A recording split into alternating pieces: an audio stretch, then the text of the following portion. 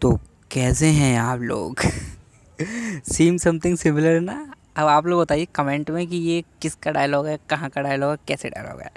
तो चलिए, पार्ट 2 आज लेकर आए हैं हम लोग यूएचवी की यूनिट 3 के पार्ट 2। ठीक है, उस यूनिट के अंदर मतलब प्रीवियस वीडियो के अंदर हमने पार्ट कवर कर लिए थे। अब हमको नया टॉपिक इसका स्टार्ट करना है, हारमनी इन सोसाइटी। तो हारमनी इन सोसाइटी का मतलब है कि हम सोसाइटी के अंदर कैसे हारमनी क्रिएट कर सकते हैं। तो देखो भाई, अगर हमको सोसाइटी के अंदर हारमनी क्रिएट करनी है, मतलब सोसाइटी में अगर हमको अच्छे से हारमनी के अंदर रहना है, शांति से रहना है, तो इसका मतलब है कि पहले हम खुद हारमनी में रहें। देखो, अगर हम खुद हारमनी रहेंगे, जैसे मैं खुश रहूँगा तभी तो मैं अपनी फैमिली के साथ खुश रहूँगा। और जब मैं अपनी फैमिली के साथ खुश रहूँगा तो वो मेरी फैमिली धीरे धीरे धीरे अपनी सोसाइटी के साथ खुश रहेगी, है ना। अगर मैं ही परेशान रहूँगा तो अपनी फैमिली से बातचीत नहीं करूँगा, अच्छे से उनके साथ बिहेव नहीं करूँगा, अच्छे से ट्रीट नहीं करूँगा, तो मेरी फैमिली के अंदर ही हारमनी रहेगी। और जब मेरी फैमिली के अंदर ही हारमनी नहीं रहेगी तो फिर क्या मैं सोसाइटी के अंदर हारमनी क्रिएट कर सकता हूँ? क्या मैं नेचर के अंदर हारमनी क्रिएट कर सकता हूँ? नेवर एवर, कोई चांस ही नहीं है। तो इसीलिए हम कहते हैं कि अगर हमको हारमनी सोसाइटी के अंदर चाहिए तो उसके लिए बिल्डिंग ब्लॉक है हारमनी इन फैमिली। मतलब पहला पॉइंट है कि harmony in the family is the building block of harmony in society. मतलब कि अगर हमको सोसाइटी के अंदर हारमनी क्रिएट करनी है तो उसका बिल्डिंग ब्लॉक जो है वो हमारा हारमनी इन फैमिली है। जैसे कि एक बिल्डिंग होती है पूरा, तो उस बिल्डिंग का सबसे छोटा ब्लॉक जिससे कि वो पूरी बिल्डिंग बनी हुई है वो ब्रेक होता है। जैसे एक एटम एक मैटर होता है, तो मैटर का सबसे छोटा पार्टिकल एटम होता है। तो उसी हिसाब से हारमनी इन सोसाइटी का सबसे छोटा पार्टिकल है harmony in family. Even harmony in family का भी एक पार्ट है harmony in self, harmony in individual, वो चीज़ भी होनी चाहिए। Next, harmony in society leads to an undivided society. और जैसा कि हम पहले पढ़ चुके हैं, अखंड समाज अनडिवाइडेड सोसाइटी किससे आती है? लव से आती है। जब लव होगा, जब हमारी सोसाइटी के अंदर हम लोगों के साथ, नेचर के साथ हम लोगों के अंदर लव होगा तो उससे क्या होगा? हारमनी होगी सोसाइटी के अंदर। और जब हारमनी होगी तो उससे क्या मिलेगा हमको? अनडिवाइडेड सोसाइटी मिलेगी, अखंड समाज मिलेगा। और ओवरऑल हम लोग चाहते भी क्या है? अनडिवाइडेड सोसाइटी ही तो चाहते हैं। हम लोग नहीं चाहते किसी से लड़ाई झगड़ा हो। आज मेरा दुख है तो मेरे दुख के अंदर मेरा पड़ोसी मेरी मदद करे। अगर वहाँ पे हमारी हारमनी नहीं होगी, वो मेरे से हेटेड रखेगा, मैं उससे हेटेड रखूँगा, तो क्या वो मेरी मदद करेगा? नहीं करेगा। तो यही है, तो हम लोग चाहते हैं कि हमारी फैमिली के अंदर, हमारी सोसाइटी के अंदर हारमनी रहे, जिससे कि एक अनडिवाइडेड सोसाइटी क्रिएट हो सके। नेक्स्ट पॉइंट बोल रहा है, today our feeling for society become very limited. आज के टाइम पे देखा जाए तो हमारी जो फीलिंग्स हैं सोसाइटी के लिए बहुत ज़्यादा लिमिटेड रह चुकी हैं। इसका मतलब कि हम लोग जो हैं, हम सोसाइटी के बारे में ज़्यादा सोचते ही नहीं हैं। हमें क्या मतलब, हमारे पड़ोसी के घर में कुछ भी हो रहा हो, चाहे वो कितना भी परेशान हो, उसे चाहे किसी भी चीज़ की परेशानी हो रही है, हमें कोई मतलब नहीं है उससे। हमें मतलब क्या है? अपनी फैमिली मेम्बर से। और अपनी फैमिली मेम्बर में भी हम लोग क्या करते हैं? एक छोटे से वेब के अंदर फंसे हुए हैं। वेब मतलब वही, मतलब रिलेशनशिप का छोटा सा रिलेशनशिप के अंदर फंसे हुए हैं। ऐसा भी नहीं कि बहुत बड़ी फैमिली के साथ क्रिएट कर रहे हो, नहीं। अगर कोई और हमारे दूर का रिश्ता है तो हमें उससे कोई मतलब नहीं है। उसके घर में कोई प्रॉब्लम हो रहा है, उसके घर में कोई प्रॉब्लम, तो 2 मिनट जाएंगे, थोड़ा दुख जताएंगे और फिर आ जाएंगे वापस। तो ये सब तो गलत बात है ना। तो इस और कभी कभी तो क्या होता है, फैमिलीज़ के अंदर जो जॉइंट फैमिलीज़ होती हैं, जॉइंट फैमिलीज़ नहीं मतलब किसी फैमिली के अंदर लड़ाई झगड़े भी होते हैं। तो ये सब से क्या होता है, हारमनी सोसाइटी के अंदर क्रिएट नहीं हो पाती, मतलब सोसाइटी के अंदर हारमनी क्रिएट नहीं हो पा रही। तो ये जो थर्ड और फोर्थ पॉइंट है वो यही कह रहे हैं, today our feelings for society become very limited. We live in a very small web of relationship. Even their simple relationship appear as a burdensome for lot of us. मतलब वही जो हमारी सिंपल रिलेशनशिप्स हैं, हमारी चाचा ताऊ, इन सब की जो छोटी छोटी रिलेशनशिप हैं, ये भी, इनके अंदर भी हमें बर्डन सा फील होता है कि ये बर्डन है, इनमें लड़ाई झगड़े बहुत ज़्यादा क्रिएट हो जाते हैं। तो इस वजह से क्या होता है, फैमिली के अंदर भी हारमनी नहीं आई तो सोसाइटी के अंदर भी हारमनी नहीं आई। तो अगर हमको सोसाइटी के अंदर हारमनी चाहिए तो हमको फैमिली के अंदर हारमनी क्रिएट करनी ही पड़ेगी। ठीक है, लास्ट पॉइंट है, but our natural acceptance is to feel relatedness to all. लेकिन हमारा जो नेचुरल एक्सेप्टेंस है वो क्या चाहता है कि हम सभी के साथ रिलेटेडनेस रखें। और मैंने आपको बताया था, सभी के साथ रिलेटेडनेस कौन सी फीलिंग होती है? लव होती है। मतलब ये हमारा नेचुरल एक्सेप्टेंस चाहती है कि हम सबके साथ प्यार मोहब्बत के साथ रहें, किसी के साथ कोई भी नफरत निंदा नहीं हो। ठीक है, तो ये हमारी हारमोनियस सोसाइटी हो गई। क्वेश्चन इसके ऊपर बहुत कम आता है। क्वेश्चन आता है कि how what are the programs for harmony in society, इस टाइप से आता है। तो देखिए, कंप्रहेंसिव ह्यूमन गोल्स, ये क्वेश्चन आता है बहुत ज़्यादा कि अगर हमको हारमनी सोसाइटी के अंदर क्रिएट करनी है तो उसके लिए कुछ कंप्रहेंसिव ह्यूमन गोल्स होते हैं। तो वो गोल्स क्या हैं, चलिए उनको देख लेते हैं। तो उससे पहले हम आपसे ये कहना चाहेंगे, अब आपको ही पता है क्या कहना चाह रहे हैं, वीडियो को जल्दी से प्यार दे दो अपना, एक लाइक बटन दबा के, और अपना प्यार कमेंट्स में भी दिखा दिया करो थोड़ा यार, थोड़ा सा दिखाया कर तो करो। आप लोग कमेंट से तो मोटिवेशन आता है कि और वीडियो क्रिएट करें। आप कमेंट ही नहीं करते, ऐसा लगता है लोग देख रहे हैं, आ रहे हैं, चले जा रहे हैं, बीच में से छोड़ के चले जा रहे हैं, देख ही नहीं रहे हैं। ऐसा ही होता है। अब आप थोड़ा दिखाओ यार। अब देखिए, हमको कंप्रहेंसिव गोल्स चाहिए। कंप्रहेंसिव गोल्स का मतलब होता है, ये गोल्स हैं वो सभी ह्यूमन बींग्स के लिए हैं, और इन गोल्स को हम लोग यूनिवर्सल गोल्स भी बोलते हैं, वो हम आगे बताएंगे कैसे। ठीक, तो कंप्रहेंसिव गोल्स के अंदर पहला आता है राइट अंडरस्टैंडिंग। राइट अंडरस्टैंडिंग को हम लोग समाधान भी कहते हैं। Right understanding is necessary for the human being for all human being. मतलब पहला पॉइंट ये कह रहा है, राइट अंडरस्टैंडिंग जो है वो ह्यूमन बीइंग के लिए अच्छी, ज़रूरी है, नेसेसरी है। और ह्यूमन बीइंग के लिए नहीं, वो सभी ह्यूमन बीइंग के लिए ज़रूरी है। थोड़ा सा अटपटा सा पॉइंट है, बट ये मेरे को बुक से मिला और क्वेश्चन बैंक में भी इसका आंसर में ऐसे ये पॉइंट लिखा हुआ था, तो मैंने फिर इसको सेम टू सेम लिख दिया। आपको भी मैं सजेस्ट करूँगा कि भाई ये क्वेश्चन आया तो इसको ऐसे ही लिखो। Right understanding is necessary for the human being, comma लगा के फॉर ऑल ह्यूमन बीइंग। ठीक, when one does not have right understanding, one remains disturbed and also act as in a manner so as to create disharmony with other human beings and nature। ये point ये कह रहा है कि अगर एक इंसान के अंदर राइट अंडरस्टैंडिंग नहीं होगी, अगर उसके अंदर सही सोच समझ नहीं होगी, तो उसके अंदर वो अपने अंदर हारमोनी मेंटेन ही नहीं कर पाएगा। अगर उसके अंदर सही से वो समझ नहीं पाएगा मेरे लिए क्या ज़रूरी है क्या नहीं है, तो फिर वो अपने अंदर एक जो सेटिस्फैक्शन वाली फीलिंग होती है वो क्रिएट ही नहीं कर पाएगा। जब वो सेटिस्फाई नहीं होगा तो वो क्या रहेगा, डिस्टर्ब रहेगा, और वो उसकी जो डिस्टर्बनेस है वो उसके काम में दिखेगी, वो उसके रिलेशंस में दिखेगी, वो उसके व्यवहार में दिखेगी, बिहेवियर में दिखेगी। तो इस सब से क्या होगा, और लोगों को भी वो अफेक्ट करेगा। अगर भाई मान लो मैं परेशान चल रहा हूँ अपनी ज़िंदगी से, मान लो मैं नहीं चल रहा हूँ, मैं बहुत खुशी हूँ अपनी ज़िंदगी से। वैसे मान लो अगर कोई परेशान चल रहा हूँ ज़िंदगी से, तो मैं अपने फैमिली से अच्छे से बात नहीं करूँगा, अपने फ्रेंड से अच्छे से बात नहीं करूँगा। अगर बात करता भी हूँ तो उनसे हमेशा ऐसी बात करूँगा, मतलब थोड़ा सा उल्टा उनको जवाब दूँगा। तो उससे क्या होगा, उनको गुस्सा आएगा, उनको थोड़ा लगेगा कि मेरे से बात कैसे कर रहा है, वो फिर बात करना भी बंद कर देंगे। हो सकता है कोई तो मेरे से लड़ झगड़ जाए। तो इससे क्या होगा, मैं तो डिसहार्मनी में रहा ही रहा, साथ में मैंने अपने सामने वाले को भी डिसहार्मनी में धकेल दिया। तो ये सब आएगा कहाँ से, राइट अंडरस्टैंडिंग से। अगर हमारे पास राइट अंडरस्टैंडिंग होगी तो हम ये सब करेंगे ही नहीं। ठीक है, नेक्स्ट आता है प्रॉस्पेरिटी, मतलब समृद्धि। तो प्रॉस्पेरिटी का मतलब होता क्या है, देखिए इसके अंदर शायद मैंने डेफिनेशन नहीं लिखी, क्योंकि मेरे को जब मैं नोट्स बनाता मेरे को पता था प्रॉस्पेरिटी क्या होता है। और तो प्रॉस्पेरिटी का मतलब क्या होता है, सुन लीजिए। Prosperity is the feeling of having physical facilities more than required. मतलब प्रॉस्पेरिटी का मतलब है कि मेरे को ये एहसास हो जाना चाहिए कि मेरे को जो फिजिकल फैसिलिटीज़ चाहिए, मुझे को जितनी ज़रूरत है, मेरे को जितनी रिक्वायरमेंट उससे मेरे पास ज़्यादा है, इसे प्रॉस्पेरिटी बोलते हैं। अगर मेरे पास कम होगी फिजिकल फैसिलिटीज़ जो चाहिए मुझे, उससे मेरे पास कम होगी, तो उससे प्रॉस्पेरिटी नहीं कहेंगे। प्रॉस्पेरिटी का मतलब होता है वो फीलिंग जब आती है जब हमें जितनी फिजिकल फैसिलिटीज़ की रिक्वायरमेंट है उससे ज़्यादा हमारे पास अवेलेबल हो। ठीक है भाई, अब देखो इसके अंदर पहला पॉइंट है, prosperity is needed in every family. हर जरूर, ये तो बहुत नॉर्मल सी बात है यार, हर किसी फैमिली को प्रॉस्पेरिटी चाहिए, किसी नहीं चाहिए भाई।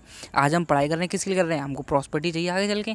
सिंपल सी बात है, सब पैसे के लिए पढ़ रहे हैं, सबको प्रॉस्पेरिटी चाहिए। तो ये सब प्रॉस्पेरिटी तो हर एक फैमिली के लिए मस्ट है। Next point, prosperity in family means that the family is able to identify its needs and able to produce more than its requirement। Prosperity का मतलब होता है एक फैमिली के अंदर कि जो फैमिली है ना, वो सबसे पहले तो अपनी नीड्स को आइडेंटिफाई कर सके कि मेरे को क्या नीड्स चाहिए, मेरी क्या नीड्स हैं। ऐसे तो मैं प्रॉस्पेरिटी के अंदर मेरे पे एयरप्लेन भी होना चाहिए, है ना प्रॉस्पेरिटी, लेकिन क्या वो मेरी नीड है, नहीं है। तो यही बोल रहे हैं कि प्रॉस्पेरिटी के अंदर हमको पहले आइडेंटिफाई करना पड़ेगा क्या हमारी नीड्स हैं, फिर हमको अपने ऊपर कॉम्पिटेंस डेवलप करना पड़ेगा, अपने अंदर एबिलिटी लानी पड़ेगी, कैपेबिलिटी अपनी बढ़ानी पड़ेगी कि हम उन नीड्स के लिए वर्क कर सकें, उनको प्रोड्यूस कर सकें और उनको फिर मेंटेन भी कर सकें। ये वाला ये पॉइंट कह रहा है। Next is fearlessness. फियरलेसनेस मतलब अभय, इसको हिंदी में लिखते हैं अभय। ठीक है, तो अभय का मतलब होता है भाई, मतलब किसी के साथ मुझे कोई फियर ना आए, मैं किसी के साथ जा सकूं, तो उसे हम लोग अभय कहेंगे। मतलब जैसे समझते हैं, जैसे मैं अपने दोस्त के साथ गया, अब लेट नाइट हो गई, रात में 11-12 बज गए, लेकिन मैं उसके साथ फ्रीली बैठा हुआ हूँ, मुझे कोई डर नहीं है, तो उसे बोलेंगे फियरलेसनेस। लेकिन ये फियरलेसनेस डेवलप कैसे होगा, इस पर भी तो क्वेश्चन आता है कि फियरलेसनेस डेवलप कैसे होगा। आज के ज़माने तो भाई फियरलेसनेस का एफ भी नहीं है, तो ये डेवलप कैसे होगा, ये डेवलप होता है हमारा ट्रस्ट से। देखो भाई, हम अपने मम्मी पापा के साथ रात में कितने बजे भी जा सकते हैं, हमें कोई वहाँ पे फियर नहीं रहता, क्यों नहीं रहता? क्योंकि हमको पता है भाई, हमको ट्रस्ट है उनके ऊपर कि वो मेरे भले के लिए और मेरी प्रॉस्पेरिटी के लिए ही काम करेंगे। हमने पढ़ा था ट्रस्ट का मतलब पढ़ा था, trust is the foundational value. Trust का हमने पढ़ा था ना पिछली वीडियो के अंदर। तो ट्रस्ट का मतलब क्या था? Trust is the feeling to be assured that one and other self wants our prosperity and benefit, ऐसे ही पढ़ा था ना हमने। तो वही तो ट्रस्ट की फीलिंग होती है कि हमारा भला चाहता है, हमारी प्रॉस्पेरिटी चाहता है। तो फियरलेसनेस डेवलप कैसे हो सकती है? ट्रस्ट से हो सकती है, ठीक है। Every member of society feels related to everyone else. अब हमारा हर एक मेंबर सोसाइटी है एक दूसरे से रिलेटेड फील करना चाहिए, तभी तो फियरलेसनेस आएगा। जब मैं सामने से मेरे साथ में कोई जा रहा है, अब मेरे को उसके साथ कोई रिलेटेडनेस है ही नहीं, तो मैं उसके ऊपर ट्रस्ट कर सकता हूँ क्या? नहीं कर सकता। जब ट्रस्ट नहीं करूँगा तो क्या मेरे को फियरलेसनेस क्रिएट हो पाएगी? वहाँ नहीं होगी। मेरे को डर रहेगा भाई क्या कुछ भी कर सकता है ये मेरे साथ, कोई भरोसा है इसका? नहीं है भरोसा। लेकिन ये आएगा कैसे? जब मेरे को उस पर ट्रस्ट होगा। तो भाई ट्रस्ट तो बेसिक वैल्यू है, ये तो फाउंडेशनल वैल्यू है किसी भी रिलेशनशिप की। नेक्स्ट इज कोएग्जिस्टेंस, सह अस्तित्व। देखिए ये जो मैं पॉइंट्स बता रहा हूँ ना, ये बहुत छोटे छोटे पॉइंट्स हैं। मतलब यहाँ से आप नॉलेज गेन कर सकते हो, यहाँ से आप समझ सकते हो कि ये इस टॉपिक के अंदर ये होता है। फिर इनको आपको अपनी लैंग्वेज के अंदर बहुत बड़ा चढ़ा के लिखना पड़ेगा वहाँ पे, तभी आप मार्क्स गेन कर पाओगे। वो 10 नंबर का जो क्वेश्चन आता है ना, उसके अंदर कम से कम 1.5 पेज तो आपको लिखना पड़ेगा मिनिमम। और वो 1.5 पेज जब ही लिख पाओगे जब आप इन पॉइंट्स को अच्छे से पढ़ लोगे, इसमें से मतलब समझ लोगे, फिर इनको लिखने की प्रैक्टिस करोगे। मतलब आप प्रैक्टिस का टाइम है नहीं, मतलब इनको फिर वहाँ पे अपनी लैंग्वेज में थोड़ा बड़ा चढ़ा के लिखोगे, ठीक है। Next is coexistence. कोएग्जिस्टेंस का मतलब होता है it means there is relationship and compatibility among all the entities including human also. मतलब कि हम सभी के साथ रिलेशनशिप हो। कोएग्जिस्टेंस कभी तो रहेगा, कोएग्जिस्टेंस मतलब एक साथ रहना। तो कोएग्जिस्टेंस जब भी तो होगा जब हम सबके साथ रिलेशनशिप के अंदर मेंटेन रहें। जब हम किसी का रिलेशनशिप के अंदर मेंटेन ही नहीं रहेंगे तो हम कोएग्जिस्टेंस कर सकेंगे उसके साथ? नहीं कर पाएंगे। They are free from all the creeds, caste, religion and culture. मतलब कि जो भी इंसान है वो सभी कास्ट, कल्चर, रिलीजन इन सबसे फ्री होना चाहिए कि नहीं वो मेरी कास्ट का नहीं है तो मैं उसके साथ रिलेशनशिप नहीं रखूँगा, वो मेरे रिलीजन का नहीं है तो मैं उसके साथ भेदभाव करूँगा। तो ये सब तो बिल्कुल होना ही नहीं चाहिए। जब हम इन सारी फीलिंग्स को एलिमिनेट कर सकेंगे अपने मन से, तभी हम कोएग्जिस्टेंस को मेंटेन कर पाएंगे। और जब कोएग्जिस्टेंस मेंटेन हो पाएगी तभी तो हार्मनी इन सोसाइटी आएगी।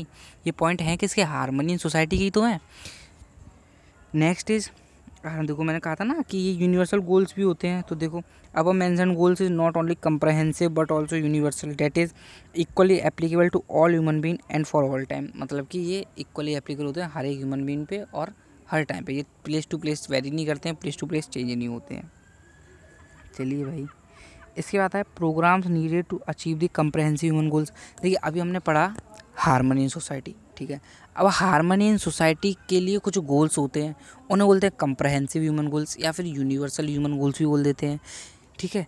अब उसके बाद उन गोल्स को अचीव करने के लिए एक प्रोग्राम होता है, या फिर उसको हम 5 डायमेंशंस ऑफ ह्यूमन एंडीवर भी बोलते हैं। ये 5 डायमेंशन ऑफ ह्यूमन एंडीवर नाम से ज़्यादा आता है, तो उसके अंदर करते हैं अब हम बात। ये हमारा लास्ट टॉपिक होगा इस यूनिट का।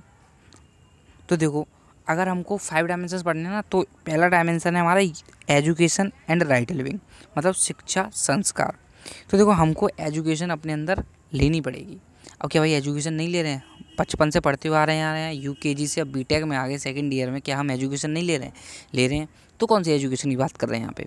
एजुकेशन मतलब कि हमको अपने अंदर इतनी अंडरस्टैंडिंग डेवलप करनी पड़ेगी कि हम खुद तो हारमोनी में रहीं रहीं, साथ में चारों लेवल्स के साथ हारमोनी में रहें। इसे हम लोग बोलते हैं education. Next is right living. Right living मतलब सही से रहना। तो राइट लिविंग का क्या मतलब है? तो अब राइट लिविंग टॉपिक आता है। तो राइट लिविंग मतलब अच्छे से रहना। तो क्या हम अच्छे से नहीं रह रहे? हमारे पास घर भी है, कपड़ा भी है, पढ़ाई भी लिखाई भी हो रही है, माँ बाप भी हैं, वो भी हैं, हमारे पास सब कुछ है। तो क्या राइट लिविंग नहीं है? राइट लिविंग है, लेकिन राइट लिविंग का मतलब है यहाँ पर कि हम जो हमारे चारों लेवल थे ना, उन चारों लेवल के साथ हारमनी में रहें, उससे हम लोग राइट लिविंग कहते हैं। अब यहाँ पे कन्फ्यूजन क्रिएट नहीं करना है एजुकेशन और राइट लिविंग के। एजुकेशन का मतलब होता है उन चारों लेवल की हारमनी को अंडरस्टैंड करना कि क्या हारमनी है उन चारों लेवल्स की, कैसे उस हारमनी को अटेंड कर सकते हैं।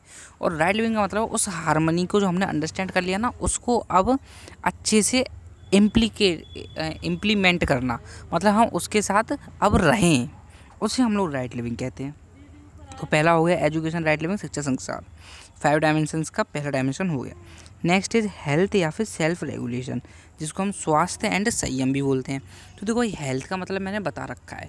हेल्थ का मतलब होता है ये वो कंडीशन होती है जिसके अंदर एक बॉडी के सारे ऑर्गन, सारे पार्ट्स परफॉर्म करते हैं फंक्शन एज एक्सपेक्टेड, उसे हम लोग बोलते हैं हेल्थ। अब हेल्थ कब होगी? जब हमारी बॉडी हार्मनी में होगी, इनर हार्मनी हमारी बॉडी के अंदर होगी, तभी हमारी हेल्थ होगी। तो देखो भाई पॉइंट्स को भी पढ़ लेते हैं।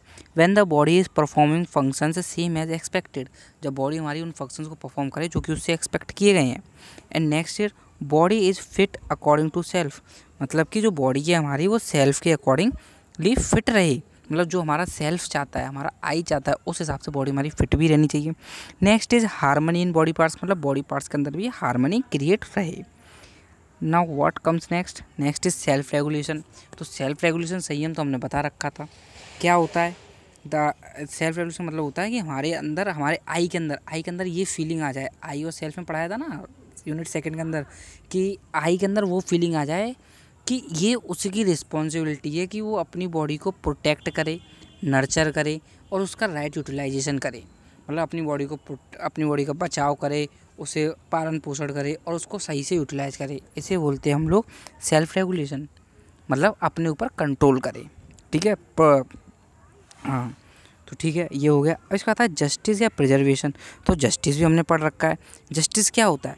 Justice is the recognition of values in human relationship, justice and their fulfilment, right evaluation of fulfilment and resulting in mutual happiness पढ़ा था हमने। मतलब कि जस्टिस मतलब है एक रिलेशनशिप के अंदर हम कैसे अपनी वैल्यूज़ को पहचान लें। पहले तो हमको पहचानना है कि हमारी वैल्यूज़, हमारी फीलिंग्स क्या हैं, फिर उनको फुलफ़िल करना है, फिर हमको राइट इवेल्यूशन करना है। फुलफिल करना मतलब हमको पहले तो हमने वैल्यू फीलिंग्स पहचानी, ये फीलिंग्स यहाँ पे होनी चाहिए, फिर हमने उन फीलिंग्स को पूरा करने की कोशिश की और उसके बाद हमको इवेल्यूएट करना है क्या वो फीलिंग्स सच में पूरी हुई हैं या नहीं है।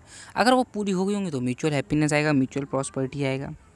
Harmony in relationship between human beings, मतलब रिलेशनशिप के अंदर हार्मनी क्रिएट रहे। और जस्टिस का ही मतलब होता है हार्मनी इन रिलेशनशिप। वहाँ पे मैंने बताया था जस्टिस ब्रैकेट में लिखा तो हार्मनी इन रिलेशनशिप।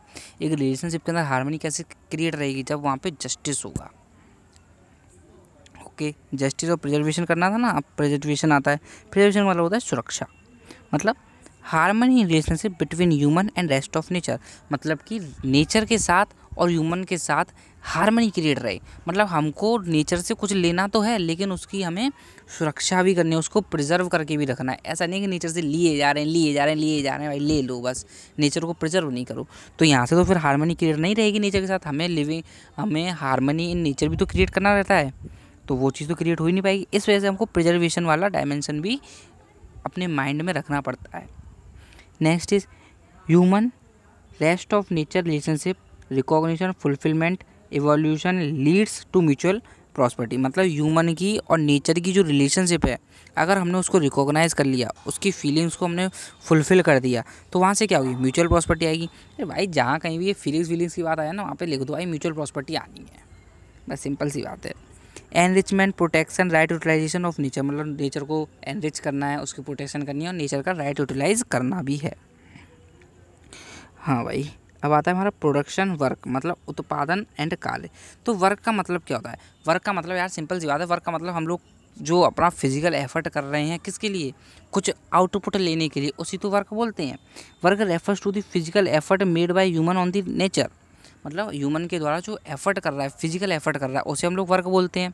और हमारा प्रोडक्शन का मतलब होता है कि उस वर्क के द्वारा, जो हमने वर्क किया था, उस वर्क के द्वारा क्या हमें आउटपुट मिला, क्या हमें फिजिकल आउटपुट मिला, उसे हम लोग बोलते हैं प्रोडक्शन। मतलब जो हमने एफर्ट्स किए थे ना वर्क करते वक्त, उस वर्क के द्वारा हमें कुछ मिलना भी तो चाहिए, तभी तो मज़े आएंगे वर्क करने में, तो उसे ही बोलते हैं हम लोग प्रोडक्शन। ठीक है, अब क्वेश्चन आता है what to produce and how to produce.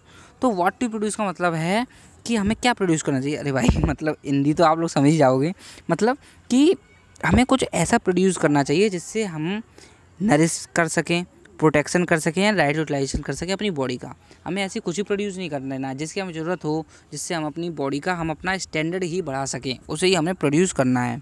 And how to produce, मतलब हमको जो प्रोड्यूस करेंगे ना वो हमारा ऐसा होना चाहिए कि वो साइक्लिक हो, ऐसे नहीं कि वो बस एक एंड पे चला जा रहा है, साइकिलिक होना चाहिए जिससे कि हार्मनी क्रिएट रहेगी नेचर के अंदर। Next point, it has to ensure that every unit is enriched, मतलब उसको एंश्योर करना पड़ेगा कि इससे किसी दूसरे जो लिविंग बीन है उसका काटा तो नहीं हो रहा है, उसका लॉस तो नहीं हो रहा है, हर एक यूनिट हमारी एनरिच्ड रहनी चाहिए ही चाहिए। ओके भाई, अब आता है एक्सचेंज स्टोरेज। इसके ऊपर क्वेश्चन भी आता है, इसके ऊपर मैंने क्वेश्चन देखा था कि how today's life exchange storage does not meet, ऐसे ही करके था, मैंने क्वांटम में देखा था, मेरे को एक्चुअली याद नहीं है क्वेश्चन क्या था, बट ऐसे ही था, मतलब इन डायमेंशन के ऊपर क्वेश्चन आते ही आते हैं।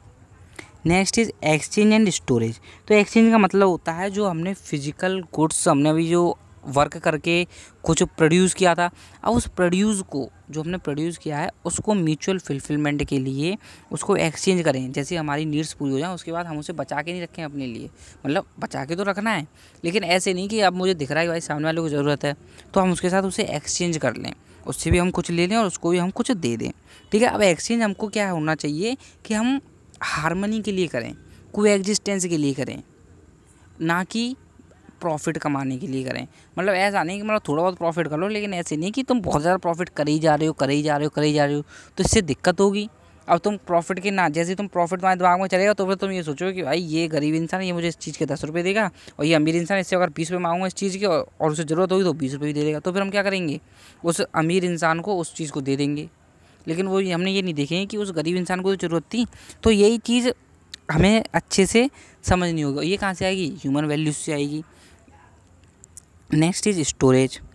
स्टोरेज का मतलब होता है जो हमने गुड्स प्रोड्यूस किए थे, अब उससे हमने अपनी नीड्स को फुलफ़िल कर लिया, अब फुलफ़िल करने के बाद उसे हम स्टोर करें with a point of view to use in future, मतलब उसे हम फ्यूचर में यूज़ करने के लिए अच्छे से, ऐसे नहीं कि हम स्टोरेज कर रहे हैं उसके लिए, उसकी प्राइजेस को हाइप करने के लिए, इस सब के लिए नहीं करना है, हमें स्टोरेज इसलिए करना है ताकि हम उसे यूटिलाइज़ कर सकें फ्यूचर में अपनी नीड्स के लिए, नॉट फॉर होर्डिंग। होर्डिंग का मतलब वही होता है कि स्टोरेज कर लिया और फिर उसकी प्राइस बढ़ाने के लिए, जैसे आजकल के जो कैपिटलिस्ट होते हैं वो करते भी हैं कि किसी भी चीज़ का स्टोरेज कर लेंगे और फिर उसके जैसी प्राइस बढ़ जाएगा फिर उसे बेचने लग जाएंगे।